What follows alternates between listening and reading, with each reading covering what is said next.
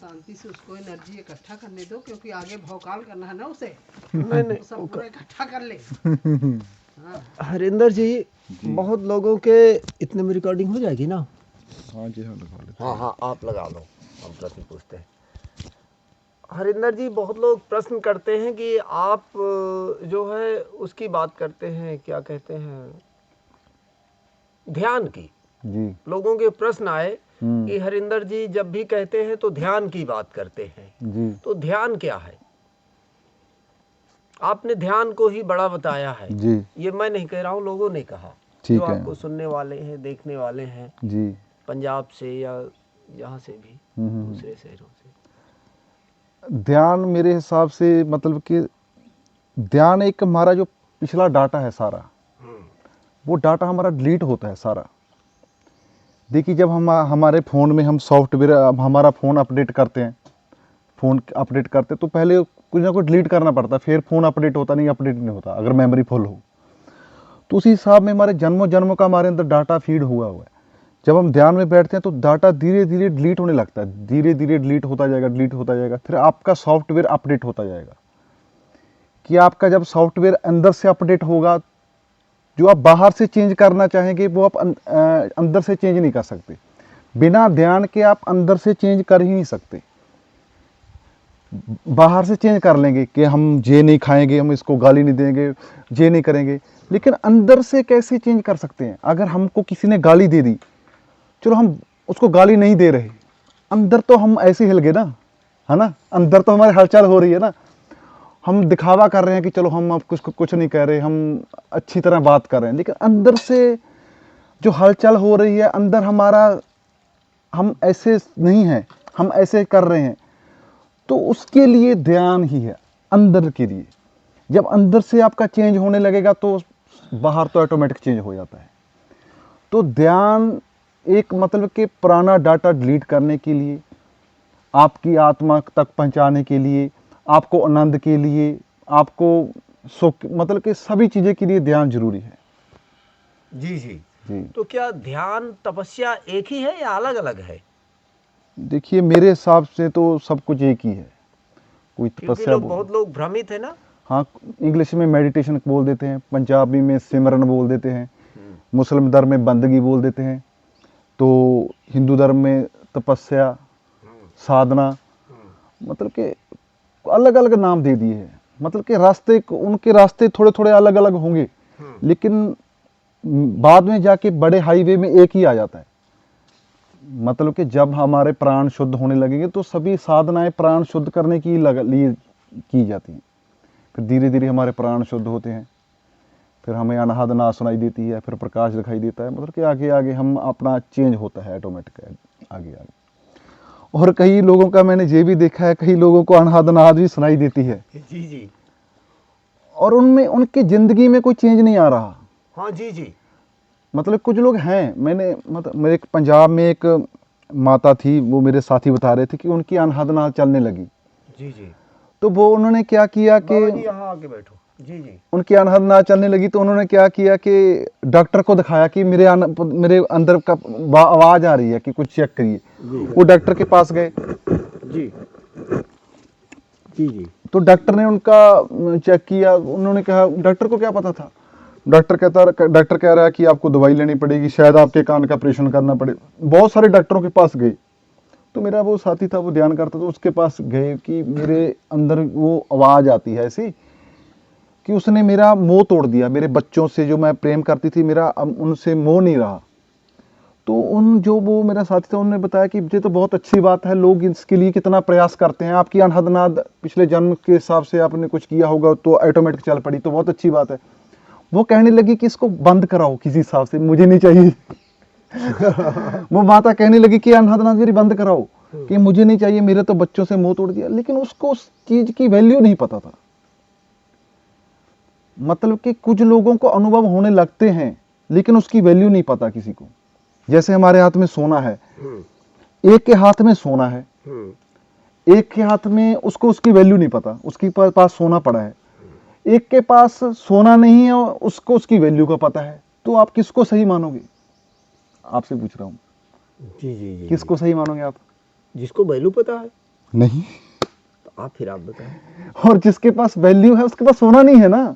नहीं तो जिसके पास ज्ञान है उसके पास अनुभव नहीं है। जी जी ज्ञान फोका ज्ञान है, ज्ञान के साथ कुछ नहीं होने वाला। जी जी। वो ज्ञान जिंदगी में लागू नहीं हो रहा ना। ज्ञान तो है, जिंदगी में लागू तो हो ही नहीं बाबा, रहा। देखो रिकॉर्डिंग हो रही है। हाँ जी जी जी जी, बोलते रहिए जी।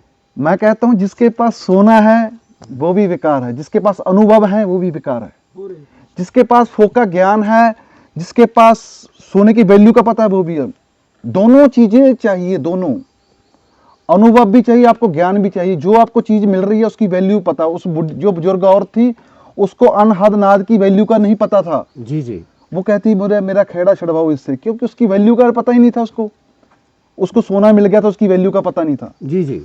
हमें जब अनुभव होगा तो उसकी वैल्यू का भी पता होना चाहिए कि इसकी क्या वैल्यू है। जी जी। जब हमको वैल्यू का पता होने चलेगा तो हमारी जिंदगी में चेंज, वो वैल्यू ही हमें हमारी जिंदगी में चेंज लाएगी। जी जी। तो ये सिस्टम है। लेकिन देखिए, ज्ञान, आपने बहुत अच्छी बात कही। जी ज्ञान तो हम दिन भर कथावाचक को सुनते हैं, हम तो सनातन में है तो हमें और शब्द नहीं पता कि कैसे। आपने भी गुरुबानी सुनी होगी। ज्ञान तो सबको है, लेकिन जिसको आत्म तृप्ति नहीं हुई, जैसे अभी आप ही बता रहे थे कि जिसको बिना आत्म तृप्ति के वैराग्य कैसे हो सकता है खाली ज्ञानवान से। ज्ञानवान काफी नहीं है संसारी जीव के लिए, उसको आत्म तृप्ति चाहिए, अनुभव चाहिए। वो तो संसार की तरफ भागता है ना, उसे तो अभी संसार के सुखों में उलझा हुआ है। तो ज्ञान का क्या करेंगे? वो जो ज्ञान है ना वो बाहरी ज्ञान है। हाँ, वही कह रहे हैं। वो ज्ञान तो जब देखिए रावण के पास ज्ञान था, रावण ने सारे वेद उसको कंठ याद थे। वो तो अहंकार में था ना, क्योंकि उसको बाहरी ज्ञान था। जिसको बाहरी, जिसने 10-20 ग्रंथ याद कर लिए, मुझे ऐसा पता है जे इस महात्मा ने बोली है, जे लैंड, उसको तो अहंकार है। उसको बातें याद है लेकिन उसकी जिंदगी में वो प्रैक्टिकल में कुछ काम नहीं कर रही। मतलब कि जो बाहरी ज्ञान है उसका कोई लेना देना ही नहीं। वो तो आपको अंदर के ज्ञान तक पहुंचने का मार्ग है। बाहरी ज्ञान आपको अंदर तक ले जाने का सिर्फ साधन है। असली ज्ञान तो आपके अंदर प्रकट होगा, वही असली ज्ञान। लेकिन बिना आत्म तृप्ति के जीव मानता तो नहीं है सबको। अभी जैसे आपके दोस्त हैं, जो जीवन आप छोड़ कर आए हैं, आपके दोस्त अभी उसी को पाने की लालसा के लिए भटक रहे हैं। उनके कर्म है ना, हम बुराई नहीं कर रहे हैं। उनके बेचारों को कर्म है, वो अभी उनकी लालसा है। परमात्मा ने हमें आजाद करके भेजा हुआ है जहां पे कि आप आजाद हैं। मुक्ति लेना कंपल्सरी नहीं है। मुक्ति लेना जरूरी नहीं कि आपने मुक्ति लेनी है, वो आपके ऊपर डिपेंड है। आप मुक्ति लेना चाहते तो ले लो, नहीं लेना चाहते तो आप ऐसे ही रहो। जे पृथ्वी का चक्कर भी हुआ है, इसमें घूमना चाहते तो घूमते रहो, जन्मते रहो मरते रहो, जन्मते रहो मरते रहो। आपकी इच्छा है। अगर आप इनसे बाहर निकलना चाहते हो तो आप निकल सकते हैं अगर आप चाहोगे। लेकिन हम वही तो कह रहे हैं कि अगर आपको भी आत्मबोध नहीं हुआ होता संसारिक विषय भोग से, तो आपको भी, मुझे लगता है, वैराग्य नहीं होता। हाँ, मुझे लगता है मेरे हिसाब में नहीं था। 2024 10 अक्टूबर 2024 से पहले जो भी मैं काम करता था वो मैं करता था। वहाँ पर मैं था, हरिंदर था। लेकिन 2 अक्टूबर 2024 के बाद मैं नहीं रहा। उसके बाद मेरे हाथ में कुछ नहीं है। अब जो चल रहा है, पहले मैं क्या करता था, सुबह उठता था, जो समय चलाएगा उसके बारे में मैं तो सोचता ही नहीं था। मैं आने के बारे में सोचता था कि हम ये प्लान करें, ये करें। और फिर जब धीरे धीरे जब जहाँ थोड़ा महसूस होने लगा, अब पता चला है कि जो आने वाला है वो भी आपके हाथ में नहीं है। आपके हाथ में तो जो हम बैठे हैं बस यही समय हमारे हाथ में है। इसके बाद कुछ पता ही नहीं है क्या होने वाला है ना। जी। तो मैंने तो वो टेंशन ही छोड़ दी। अब तो मैं बिल्कुल फ्री हो गया हूँ। मैं इस बार पंजाब गया था। मैं अपनी माता को बोला, मैं कहा माता मैं तो बिल्कुल बेला हो गया। बेला का पता है आपकी हिंदी में? आप बताएं। जैसे हम फ्री हो गए, बिल्कुल कोई काम नहीं होता। हमारे पंजाब में बोलता है वेला हो गया। ये कितने दिन पहले आपको ऐसा लगने लगा? जे हम जनवरी की बात, 12 जनवरी के बाद ही जो कुछ हुआ, 12 जनवरी के बाद ही हुआ। उसके इसी साल 2026, उसके पहले कुछ नहीं हुआ मुझे। जी। पहले तो मैं वैसे ही था जैसे पहले था, पर थोड़ा थोड़ा चेंज था। लेकिन 12 जनवरी के बाद जो अंदर से मुझे चेंज होने लगा, वो मैंने घर कहा, मैंने कहा माता मैं बिल्कुल वेला हो गया। वो कहते हम भी वेले हैं कि सुबह उठते हैं, रोटी बनाना बना लिया, फिर लेट जाते हैं थोड़ा बहुत, हम भी वेले हैं। उन्होंने दूसरे तरीके से वेला समझ लिया। वेला का मतलब है अंदर से वेला। बाहर से तो जितना मर्जी काम करा लो, बाहर से तो हम काम करते रहेंगे, अंदर से वेला, मतलब अंदर से वेला कि मतलब कि अंदर कुछ रहा ही नहीं, मतलब कि काम करने के लिए क्या करूं, कुछ मतलब कि क्या सोचा, कुछ प्लान ही नहीं रहा, अंदर से वेला हो गया, मतलब कि मैं बिल्कुल फ्री हो गया अंदर से। अब मुझे ऐसा नहीं है कि भक्ति भी करनी है, अब पहले मुझे ऐसा था कि भक्ति करनी है, अब मुझे ऐसा कि नॉर्मल जो चल रहा ठीक है। पहले हमारे टारगेट होते थे कि मैं जब यहाँ आया था, मैं 3 महीने इतनी जल्दी भक्ति कर रहा था कि मैं जल्दी जल्दी कुछ महसूस हो मैं वापसी आऊँ, और फिर मैं धीरे धीरे मतलब कि वो छोड़ दिया। जब आप भक्ति कर रहे हैं ज़्यादा से ज़्यादा कर रहे हैं, जब आप बिल्कुल थक गए, आपका अहंकार हार गया, तभी परमात्मा आप ऊपर कृपा करता, तब तक कृपा नहीं करता जब तक आपके अंदर अहंकार है। जब तक कह रहे हैं मैं भक्ति कर रहा हूँ, मैं करूँगा, तब तक कुछ नहीं होने वाला। जब आप बिल्कुल हार जाते हैं कि अब कर करके थक जाते हैं, तब परमात्मा दयाल होता है। और जो करना ही नहीं चाहते वो कहते ऐसे ही हो जाएगा, उनके ऊपर तो करेगा ही नहीं। कर करके थकना है, कर करके जब थक जाते हो तब मतलब कि परमात्मा उसके। मैं कहता हूं अहंकार ही आपको परमात्मा तक ले जा सकता है, बिना अहंकार के आप परमात्मा तक जा ही नहीं सकते। अहंकार, देखिए मैं आपको उदाहरण दे रहा हूं, जैसे कि 10 लोगों को सिलेक्ट कर लिया, उनको कह दिया, गुरु ने कह दिया कि जो एक उंगली पर फुटबॉल को 1 घंटा घुमाएगा वो परफेक्ट है, उसको मैं आगे लेके जाऊंगा, बाकी को मैं यहीं छोड़ दूंगा। और 10 लोग हैं, 10 लोगों ने 5 लोगों ने तो वहीं हार मान ली कि छोड़ो यार, ये 1 घंटा उंगली में मैं कैसे घुमा सकता हूँ, मैं तो 1 सेकंड नहीं फुटबॉल घुमा सकता। 5 हार गए, 5 रह गए, और 5 में उनको 10 दिन का टाइम दे दिया, और 5 ने मतलब कि 5-6 दिन प्रैक्टिस की, कोई 2 मिनट घुमा सकता, कोई 3 मिनट, और वो भी हार गई। और एक आदमी लगा रहा, उसके अंदर अहंकार था कि मैं करूंगा, और उन्होंने हार मान ली। उसने हार नहीं मानी, वो फुटबॉल घुमाता गया, और लास्ट 10 दिन में से 1 घंटा बाकी रह गया। वो गुरु देख रहा है, वो तो भाग गए, लेकिन वो घुमा रहा है। वो क्यों घुमा रहा है? क्योंकि उसके अंदर अहंकार है। अहंकार के साथ ही भक्ति होती नहीं, भक्ति नहीं कर पाता आम आदमी। तो वो फुटबॉल घुमा रहा है, 1 मिनट रह गया, फुटबॉल नहीं घूमी, वो गिर गया, वो थक गया। उसने गुरु को माफी मान ली कि मेरे हाथ में नहीं है, मैंने तो बहुत कोशिश की, अब करूं।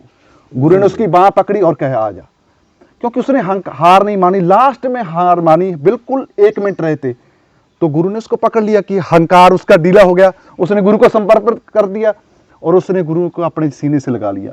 भक्ति भी ऐसे ही है, अहंकार से ही भक्ति होती है। हम करते रहेंगे, क्योंकि बिना अहंकार से तो हम बैठ भी नहीं सकते, कहेंगे छोड़ो यार क्या लोड है। बिना अहंकार से भक्ति भी नहीं होती। जब हम भक्ति करते हैं अहंकार से, धीरे धीरे हमारी भक्ति ही हमारे अहंकार को तोड़ने लगती है, धीरे धीरे। और पर जब हम बिल्कुल हार जाते हैं कि कर करके हार गए, तो परमात्मा कहता है कि अब इसका अहंकार खत्म हो गया, तो उसको सीने से लगा लेता है। बस यही बात है बस। अच्छा, एक प्रश्न और था आपसे जी। पंजाब से था, या हमें शहर का नाम नहीं पता जी। वो राज्य का नाम नहीं पता, जी। किसी ने हमको बताया कि आपको पंजाब में बहुत सताया गया है। हाँ, बहुत सताया जाता था। ये हमें नहीं पता थी ये बात। कहा कि हाँ उसने कि पंजाब में सताया गया है। भाई शहर को कहते सताया है, गांव में कहते सताया है, तो ठीक है। अब बोले कि पंजाब में हरिंदर जी को बहुत सताया गया। नहीं, जो अगर आप तरक्की करोगे तो आपको सताया जाएगा ही, ये तो सीरियस सी बात है। कल की बात है। अगर आप तरक्की नहीं कर रहे, आप घर बैठे हैं, तो आपको कौन सताएगा? अगर आप कुछ करेंगे तो आपको सताया जाएगा। अच्छा। अगर आप घर पे बैठे हैं तो आपको कौन सताएगा? कहता रोटी खा रहे, इसको सताने के लिए कुछ है ही नहीं। अगर आपके पास कुछ होगा सताने के लिए, फिर ही सताएंगे ना लोग। कुछ करोगे फिर ही सताया जाएगा, अगर करेंगे ही नहीं तो सताएगा कौन आपको? तो क्या किसने आपका दिल दुखाया? मतलब किसने दिल परेशान किया? कुछ नहीं दिखाने वाला, मतलब कि लोगों, मतलब कि मैं वीडियो बनाता था, गाली निकालता था। हाँ। मैं फेमस होने, मतलब कि जो समाज का सच था मैं वो दिखाता था। लोग कहते थे कि आप ये इसको मत दिखाइए, जो पॉजिटिव है वो दिखाइए। मैंने कहा मैं नेगेटिविटी भी दिखाऊंगा, पॉजिटिव तो सभी दिखाते हैं, मैं ये दिखाऊंगा। मतलब कि मेरे अंदर में जो कुछ आता था मैं दिखा देता था, मैं गाली भी दे देता था, बहुत कुछ करता था मैं। हमको धमकियां भी आती थी, हमको पुलिस ने भी 2 बार जेल भी गया मैं, तो वो चलता था, वो पहले की बात थी। तो क्या पंजाब के अलग अलग शहरों में आपको परेशान किया गया? नहीं, मतलब कि जैसे पंजाब में कोई वीडियो बना दी तो जैसे 2020 में मेरे ऊपर एफआईआर हुई, तो पंजाब के कई डिस्ट्रिक्ट में धरना लगाया कि इसके ऊपर एफआईआर करो। तो फिर मेरे धनौला थाने में एफआईआर होगी। फिर मतलब कि सभी पंजाब में होता था, लाइव होके बोलते थे इसको मारेंगे, इसको ऐसे करेंगे, इसको चलता रहता था ऐसा सिस्टम। अच्छा, हाँ, हम लाइव में बोलते थे हम कि लाइव, मारेंगे? हम फोन पे भी धमकी आती थी हमको, आपको मारेंगे, आप 10 लाख रुपया दो, हम से फिरौती भी मांगते, बहुत कुछ चलता था। तो सिस्टम चलता था, हम बनाते रहते थे। हमारे घर वाले बोलते थे बंद कर दे, तुम्हारे पास पैसे की तो कमी नहीं, तुम क्यों काम कर रहा है। मैंने कहता था मैं नहीं बंद करूंगा, मैं तो चलूंगा, ऐसे ही चलूंगा, मैं चलता था। तो ये डर नहीं लगता था? नहीं, मुझे डर लगता भी था, इतना नहीं लगता था। मतलब मुझे ऐसा था कि मैं करूंगा। मैं तो हाँ, जब एकदम बहुत ज़्यादा बोलचाला बढ़ जाता था, पुलिस के फ़ोन आने लग जाते थे, धमकी आने लग जाती थी, या मतलब कि तो मैं बंद कर देता था कुछ समय के लिए, तो लोग शांत हो जाते थे। 2-4 महीने के बाद मैं फिर उठा देता। अच्छा, हमने सुना कि आपकी सिद्धू मूसेवाला से भी दोस्ती थी। हाँ, उससे हमारी स्नैपचैट से बात होती थी, वो ऐड थे स्नैपचैट पर, वो हमारी वीडियो भी देखते थे। आपको तो पूरा पंजाब, कनाडा, हाँ, वो जो दर्शक थे, अमेरिका, वो जो हमारे पंजाब वाले थे, और भी स्टेटों में जो पंजाबी समझ पाते थे वो देखते थे। इंग्लैंड, हाँ हर जगह आपके प्रशंसक मौजूद हैं। जी जी, तो वही बस वही जानना चाह रहे थे ध्यान के विषय में। जी। और देखिए, हम कैमरे के सामने भी कह रहे हैं, हम्म। और ऐसा कोई अहंकार की वजह से नहीं कह रहे हैं, लेकिन आप एक दिन बहुत बड़े संत बनेंगे और आप पूरे पंजाब का नेतृत्व करेंगे, ये भी बता दें। जिसने भी पता नहीं। आपको सताया होगा ना, वो आपके अभी चरणों में पड़े रहेंगे, आप देखना। हम ऐसा हम नहीं कह रहे हैं, जो आपका जो वैराग और ये हम देख रहे हैं ना, भक्ति तपस्या, पंजाब का नेतृत्व करेंगे आप। इसके पहले तो हमने नहीं कहा आपसे। नहीं, पहले तो हमें लगता था सताया, अब तो मुझे वो कुछ नहीं लगता, वो तो न्यूट्रल था। मतलब कि कुछ संयोग हो गए या कुछ भी होगा, हम अगर सताया हुआ मानेंगे तो लगेगा, अगर आप मान ही नहीं रहे तो क्या दिक्कत ही नहीं कोई, है ना। वो तो पहले की बातें थी, वो चली गई अब। लेकिन पंजाब में आपके चाहने वाले भी बहुत हैं। हमने सुना कि आपके पीछे कोई मतलब काफिला चलता था, अभी भी यहाँ लोगों का आना जाना रहता है, जो नौजवान भाई हैं हमारे। जहाँ पर चाहने वाले होंगे वहाँ पर ना चाहने वाले भी, दोनों होंगे ना। अगर एक ही होगे तो जिंदगी का स्वाद ही नहीं है।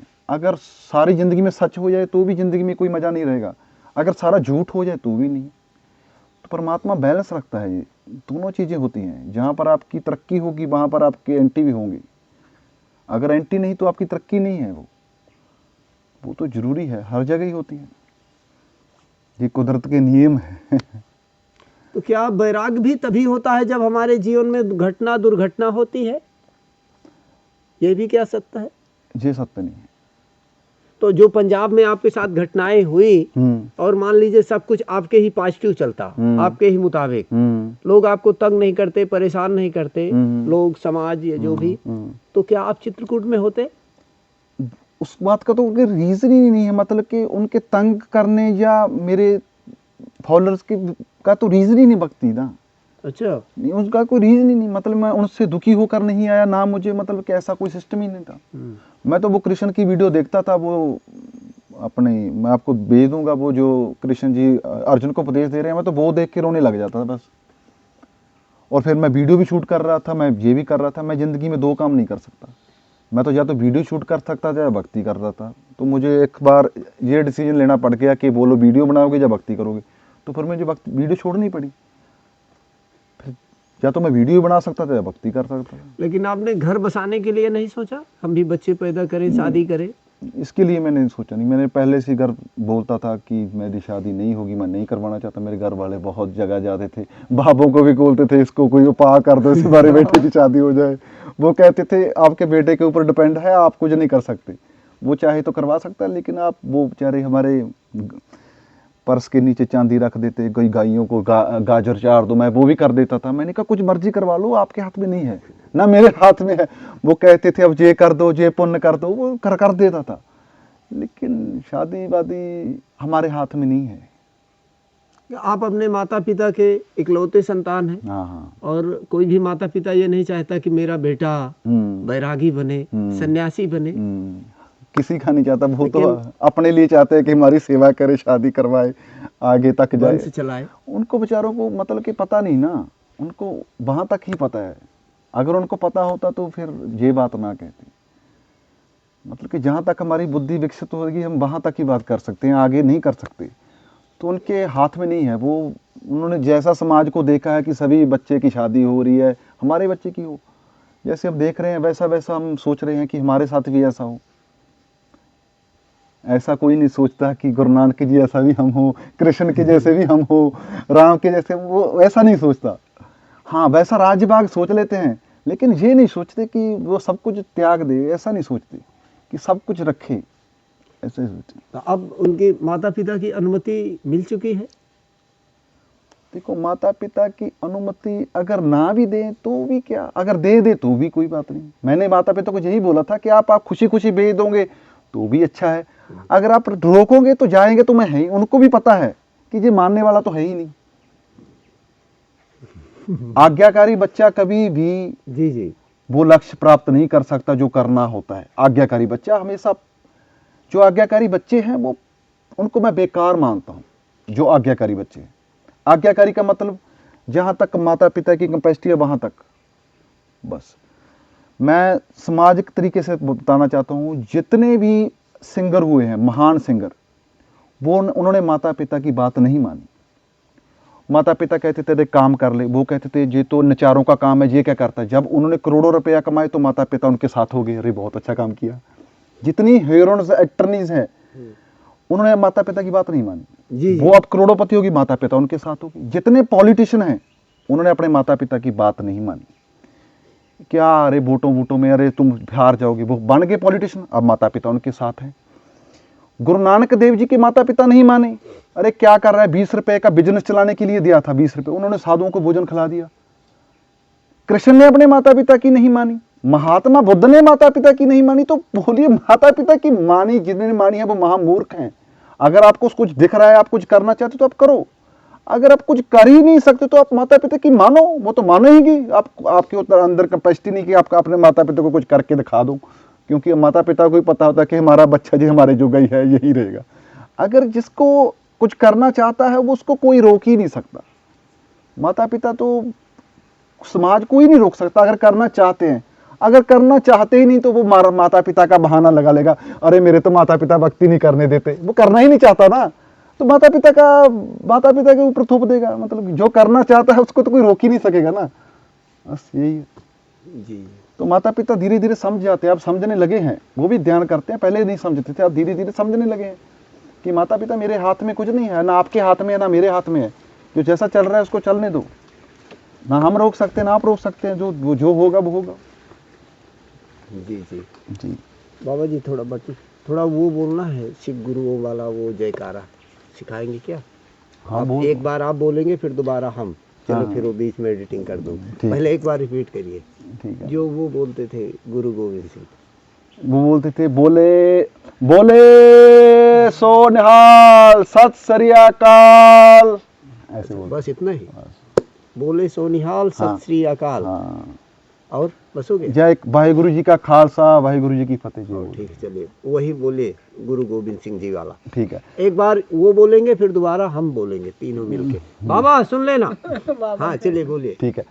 बोले सो निहाल, सत श्री अकाल, बोले सोनिहाल सत श्री अकाल। एक बोलते हैं वाहिगुरु जी का खालसा, वाहिगुरु जी की फतेह। वाहिगुरु जी खालसा, वाहिगुरु जी फतेह। जी जी तो सिख गुरु तो हमारे दिल में रहते हैं, जी।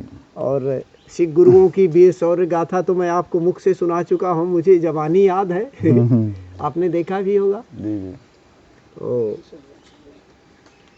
उस विषय में भी कभी जब पंजाब जाएंगे तब मैं वीर गाथा सुनाऊंगा। जी जी। ठीक है। चला